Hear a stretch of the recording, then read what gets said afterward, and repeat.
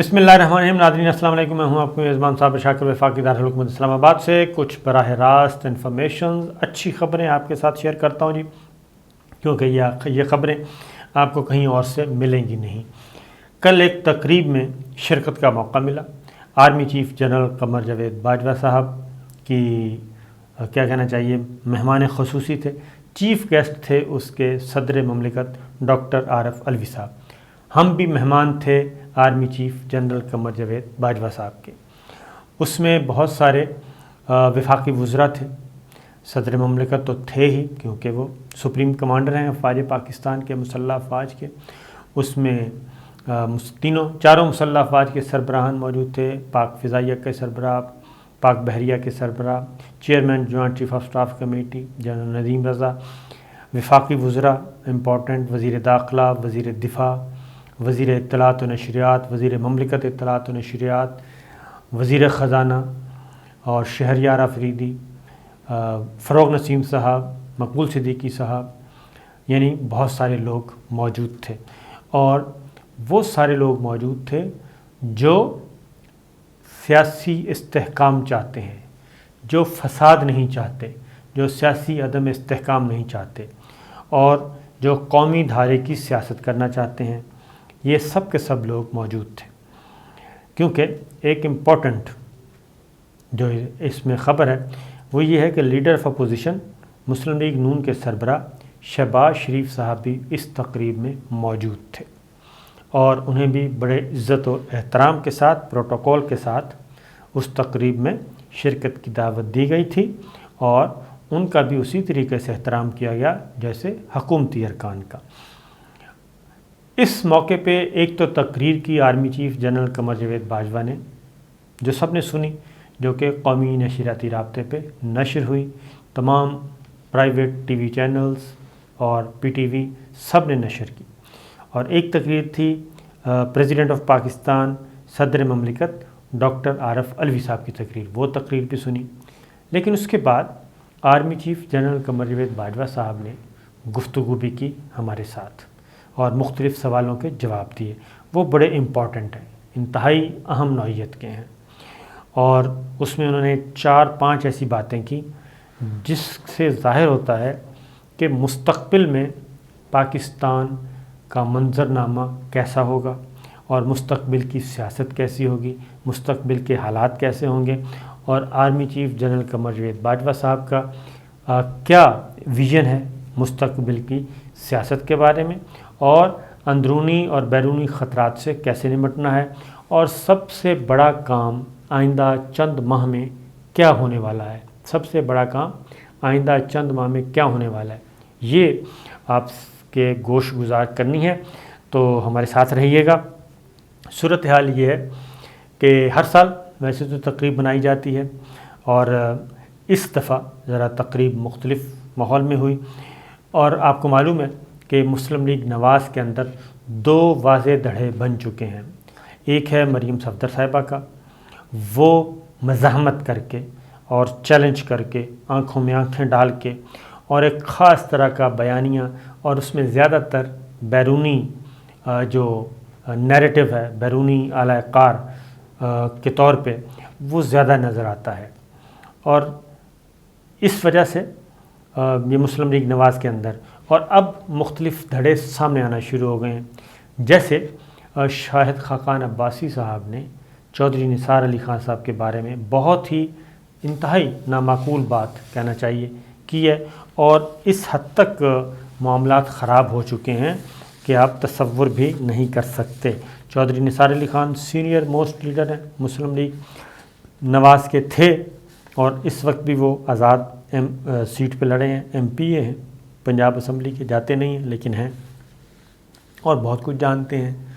اور انہوں نے پچھلے دنوں ایک گفتگو کی، اور گفتگو میں انہوں نے کچھ اہم باتیں کی. اور باتوں میں یہ تھا کہ جو دھرنا آیا تھا اس میں تو وہ ریڈ زون میں دھرنے کے شرکاء کو دھرنے کو آنے کی اجازت ہی نہیں دے رہے تھے. اور یہ تو نواز شریف صاحب پرائم منسٹر اس وقت کے تھے، وہ اور کچھ لوگ تھے، انہوں نے اس بات کا فیصلہ کیا. اور کچھ اور باتیں بھی چودھری نثار علی خان صاحب آہستہ آہستہ کر رہے ہیں. لیکن اس کے جواب میں جو بات کی وہ تھی کہ چکری کے چودھری کی باتیں، شاہد خاقان عباسی صاحب نے ٹویٹ کیا کہ چکری کے چودھری کی باتیں سن کر دھوبی کا ایک جانور یاد آ گیا، جناب کی ساری زندگی ٹاؤٹی میں گزری، آج وہ جن سب لوگوں کی تعریف کر رہا تھا ہم ان سب کو ملا کر نواز شریف کی جوتی کے برابر نہیں سمجھتے، ایڈے تسی دانشور۔ یہ شاہد خاقان عباسی صاحب کا ٹویٹ۔ اور پھر اس میں دنیا اخبار میں یہ خبر بھی شائع ہوئی ہے ایز اٹ از، اور ایک نیوز ایجنسی کے ریفرنس سے دنیا اخبار میں یہ خبر چھپی۔ تو یہ اندر خانے بہت لڑائی چل رہی ہے۔ اب جو جماعتیں پاکستان میں سیاسی عدم استحکام چاہتی ہیں، جو جماعتیں سیاسی عدم استحکام چاہتی ہیں، ان کی نمائندگی ہم نے کل نہیں دیکھی۔ جو اداروں سے لڑائی چاہتی ہیں ان کی نمائندگی ہم نے نہیں دیکھی، اور وہاں پہ میڈیا کے نمائندگان موجود تھے، سینئر جرنلسٹ تھے، ڈیفنس کو کور کرنے والے بہت سارے رپورٹرز موجود تھے، ڈیفنس بیٹ جو کور کرتے ہیں، تو ایک وہاں سے بھی اندازہ ہوتا ہے، اور شوبز سے تعلق رکھنے والے آرٹسٹ، نامور آرٹسٹ موجود تھے، جس میں جاوید شیخ صاحب ہیں، فخر عالم ہیں، ابرار الحق ہیں، اور دیگر بہت ساروں کو، امجد اسلام امجد صاحب موجود تھے۔ تو کافی سارے جو آرٹسٹ ہیں وہ پرفارم بھی انہوں نے کیا، وہ سارے موجود تھے۔ تو اس میں یہ جو گروپ تھا، اور آج سے سال پہلے اور 2 سال پہلے جو تقریب ہوئی تھی اس میں تمام جماعتوں کی نمائندگی موجود تھی، لیکن اب واضح طور پہ ڈویژن واضح طور پہ آ چکی ہے کہ جو اس ملک کو تگڑا دیکھنا چاہتے ہیں، استحکام دیکھنا چاہتے ہیں، ان کی تو گنجائش ہے، ان کے ساتھ ورکنگ ریلیشن شپ ہوگی، اور جو فساد چاہتے ہیں ان کے ساتھ ورکنگ ریلیشن شپ نہیں ہوگی۔ تو آرمی چیف نے جو تقریر کی اس میں 3-4 میسیجز دیے۔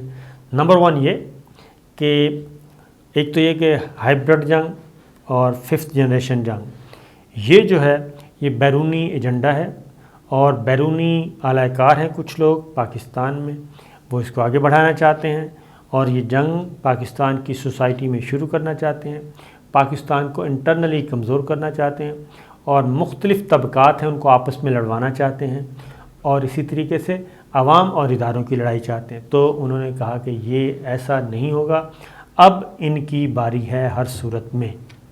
یہ ایک بہت کلیئر میسیج تھا آرمی چیف کا، اور اس سے آپ اندازہ کر لیں کہ یہ جو میڈیا ڈیولپمنٹ اتھارٹی کا جو بل آ رہا ہے اس میں بھی یہ چیز شامل کی گئی ہے، فیک نیوز کے حوالے سے۔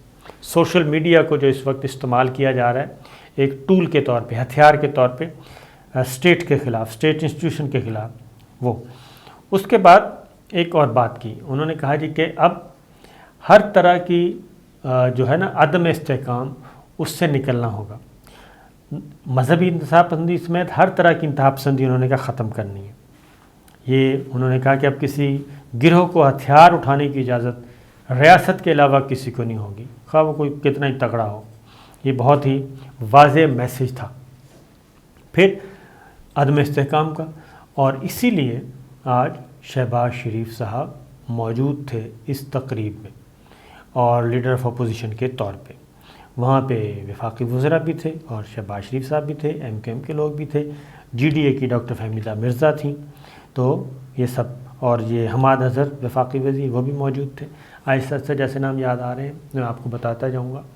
تو یہ ساری چیزیں، اس کے بعد پھر افغانستان کے بارے میں آرمی چیف نے بات کی جو سب نے سنی، کشمیر کے بارے میں انہوں نے کہا زیرو ٹالرنس، اور خاص طور پہ سید علی گیلانی صاحب کا کھل کر برملا انہوں نے اظہار کیا، اور کہا کہ مقبوضہ وادی کے بارے میں جو ظلم و ستم اور 5 اگست کی جو اقدام ہے انڈیا کا 2019 کا، وہ آرمی چیف نے بھی رد کیا، اور صدر مملکت نے بھی مکمل طور پہ رد کیا۔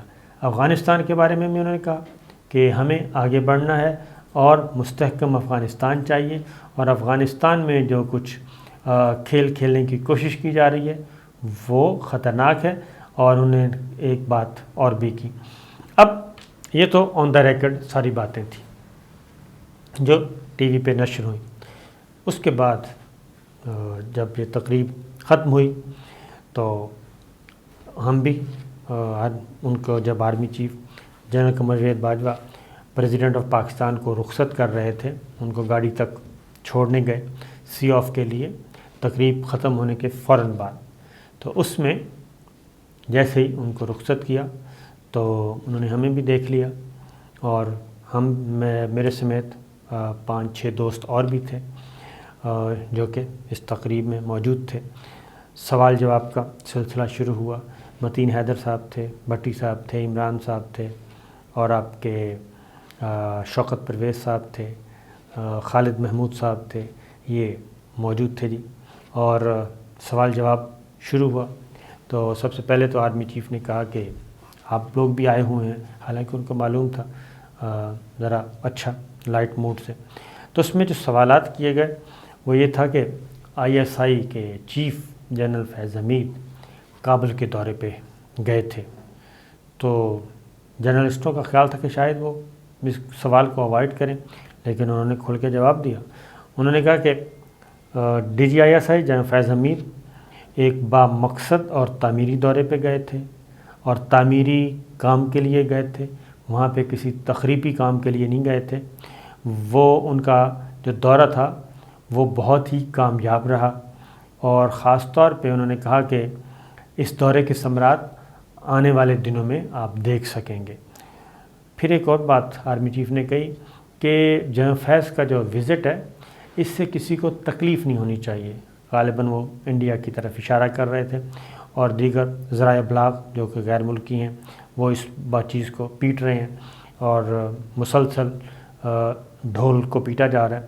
تو انہوں نے کہا کہ جنرل فیض کا وزٹ سے کسی کو تکلیف نہیں ہونی چاہیے، اور وہ کسی کی تذلیل کا اس کا مقصد کوئی تذلیل کرنا نہیں تھا، بلکہ کیونکہ افغانستان میں جو ہے اس وقت صورتحال بڑی ہے، ابتدائی نوعیت کی ہے، اور پاکستان ایک پرامن افغانستان چاہتا ہے، اور پاکستان توقع کر رہا ہے کہ افغانستان کی حکومت جو ہے وہ انکلوسیو ہوگی، تمام فریقین کو آن بورڈ کر کے حکومت کا اعلان کیا جائے گا۔ تو اس لیے ہم پاکستان کے کنسرنز ہیں۔ پھر ایک اور بات بھی آرمی چیف نے کہی کہ جب ان سے پوچھا گیا کہ دہشت گردی کا خطرہ موجود ہے اس سرحد کے اس پار سے، پاک افغان سرحد، تو انہوں نے کہا کہ جب تک TTP ہے تب تک دہشت گردی کا خطرہ موجود ہے، اور ہم ہر صورت میں چاہتے ہیں کہ افغانستان کی سرزمین پاکستان کے خلاف استعمال نہ ہو۔ اور اب انہوں نے کہا کہ باری ہے TTP کی بھی، اور ہر طرح کی انتہا پسندی کے خاتمے کی، اور اب ریٹ آف اسٹیٹ ہوگی، اور اس سے پیچھے کوئی چیز نہیں ہوگا۔ اس پالیسی پہ ہم کاربند رہیں گے۔ اور خاص طور پہ انہوں نے ایک پیغام دیا کہ جو صورتحال ہے افغانستان میں، تو پاکستان میں پولیٹیکل لیڈرشپ کی بھی ذمہ داری بنتی ہے۔ وہ پولیٹیکل لیڈرشپ دونوں، اپوزیشن اور گورنمنٹ، دونوں سائڈ کی یہ ذمہ داری بنتی ہے کہ یہ آپس میں جو ہیں وہ جو قومی مفاہمت کے اور جو قومی ایشوز ہیں، قومی مفادات سے متعلق، قومی سیکورٹی سے متعلق، اس پہ کوئی دو رائے نہیں ہونی چاہیے، اس پہ لڑائی جھگڑا نہیں کرنا چاہیے۔ تو پولیٹیکل لیڈرشپ کو بھی چاہیے کہ وہ ذمہ داری کا ثبوت دے، اور یہ ساری صورتحال ان کے سامنے موجود ہے۔ تو یہ بات بھی ہوئی۔ پھر ایک اور بات بھی ان سے پوچھی گئی، اور وہ تھی کہ خاص طور پہ وہ یعنی کہ نام تو نہیں لیا گیا، لیکن یہ جو سیاسی استحکام، تو مطلب یہ تھا کہ شہباز شریف صاحب کو اگر بلایا ہے تو اس کا مطلب ہے کہ اپوزیشن اور حکومت دونوں مل کے ان معاملات کو آگے لے کے چلیں، اور اس لیے یہ ہوا۔ ڈاکٹر عارف علوی صاحب پریزیڈنٹ آف پاکستان، ان کی تقریر بھی بڑی جاندار تھی، اور انہوں نے بھی بڑے کلیئر میسیج دیے، اور کم و بیش اسی لائن اور لینتھ پہ جو army chief general Qamar Javed Bajwa کی لائن اور لینتھ تھی، اس میں کسی قسم کا کوئی جھول نظر نہیں آیا۔ تو مطلب یہ ہے کہنے کا کہ سول اور ملٹری لیڈرشپ۔ ایک اور بات بھی کی جی، وہ یہ تھا کہ پریورٹی جو ہے وہ ذہن میں رکھے کہ پاکستان میں جمہوریت کو مستحکم کرنا ہے، جمہوریت کو کمزور نہیں ہونے دینا۔ تو یہ بھی ایک واضح میسیج تھا کہ اگر کوئی توقع لگائے بیٹھا ہے ایڈونچرزم موجودہ عسکری قیادت کے ذہن میں نہیں ہے، بلکہ جمہوریت کو، جمہوری نظام کو، پارلیمانی نظام کو مستحکم کیا جائے گا۔ تو یہ ساری گفتگو ہے۔ انہوں نے کہا، ایک بات بتائی انہوں نے کہا جی ہمیں پورا یقین ہے کہ افغانستان میں ایک مستحکم حکومت آئے گی اور انکلوسیو ہوگی، اور افغانستان سے اچھی خبریں آئیں گی، اور افغانستان میں جن خدشات کا اظہار کیا جا رہا ہے شاید وہ کیا، انہوں نے کہا کہ ایسا نہیں ہے، بلکہ صورتحال سنبھال لی جائے گی۔ تو یہ ہے جناب صورتحال۔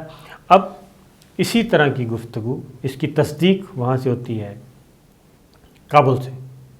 ذبیح اللہ مجاہد ترجمان افغان طالبان، انہوں نے بھی واضح طور پہ کہا کہ DGI آئے تھے اور ہمارے انویٹیشن تھا، ہم نے کہا تھا، وہ آئے اور آ کے وہ ملا عبدالغنی برادر سے بھی ملاقات ہوئی ہے ان کی، اور پاکستان کے تحفظات ہم سمجھتے ہیں، اور خاص طور پہ TTP سے متعلق تھے، جو جیلوں سے رہا ہوئے TTP کے لوگ، وہ بدامنی پھیلا سکتے ہیں، تو لہٰذا پاکستان کے جتنے بھی تحفظات ہیں وہ ہمارے تحفظات ہیں، اور ہم افغانستان کی سرزمین کا استعمال نہیں ہونے دیں گے غلط پاکستان کے خلاف۔